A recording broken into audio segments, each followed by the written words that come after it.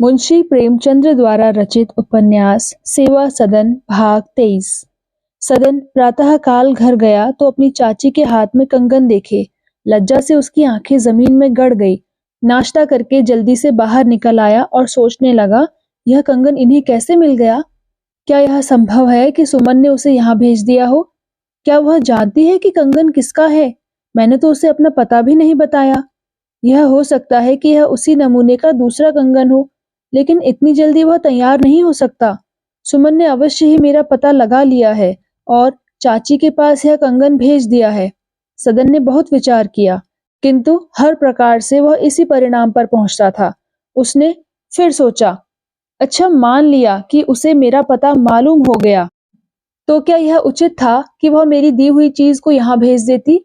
यह तो एक प्रकार का विश्वासघात है।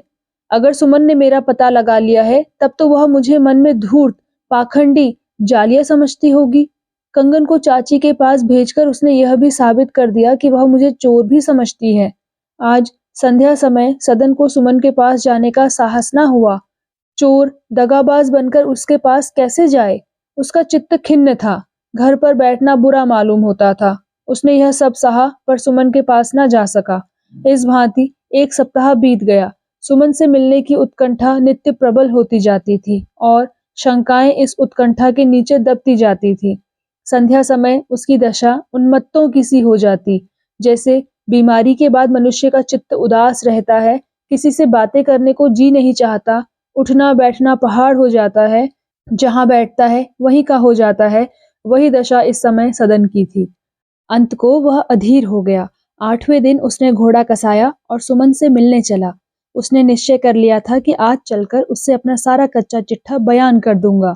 जिससे प्रेम हो गया उससे अब छिपाना कैसा?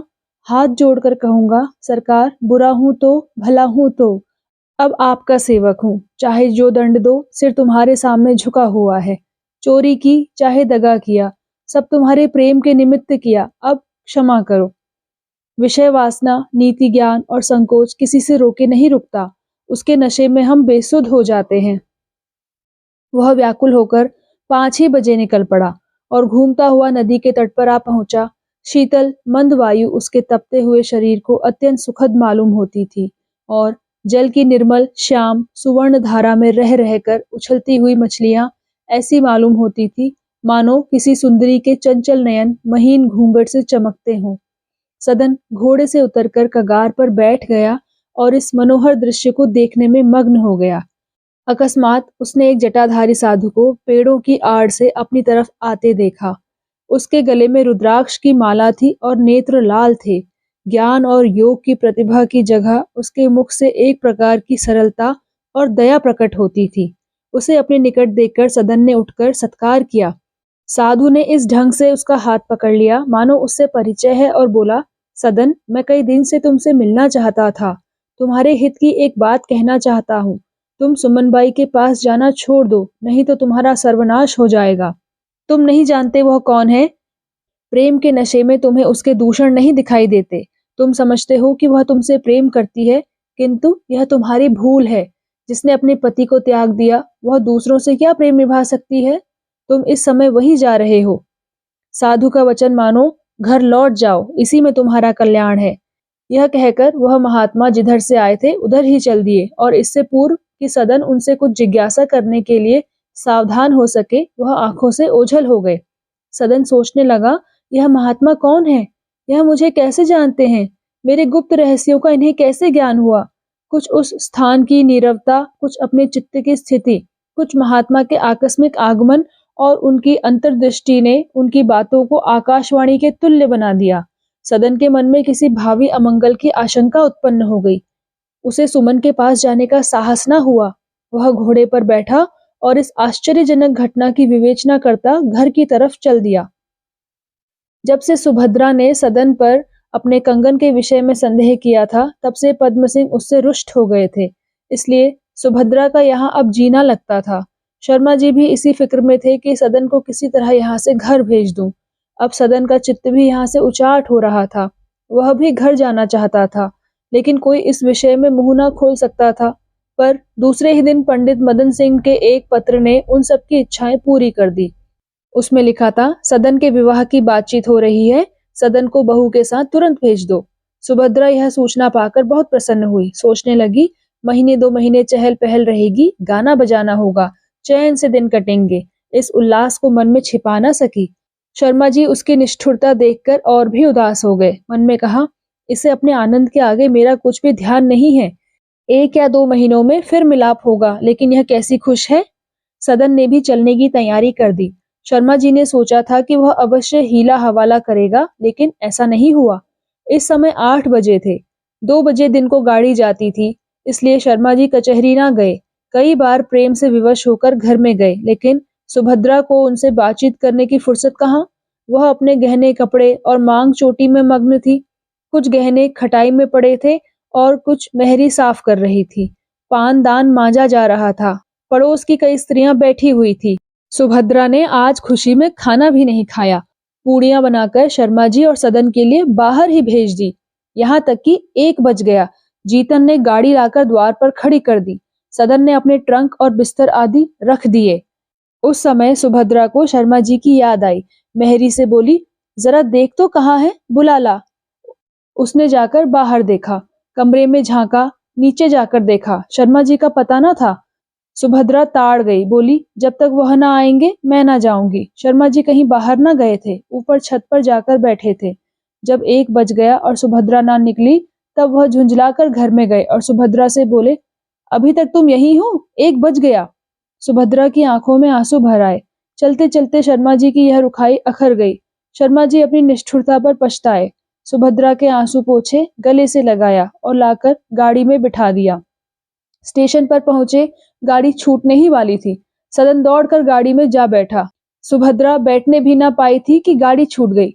वह खिड़की पर खड़ी शर्मा जी को ताकती रही और जब तक वह आंखों से ओझल ना हुए, वह खिड़की पर से ना हटी।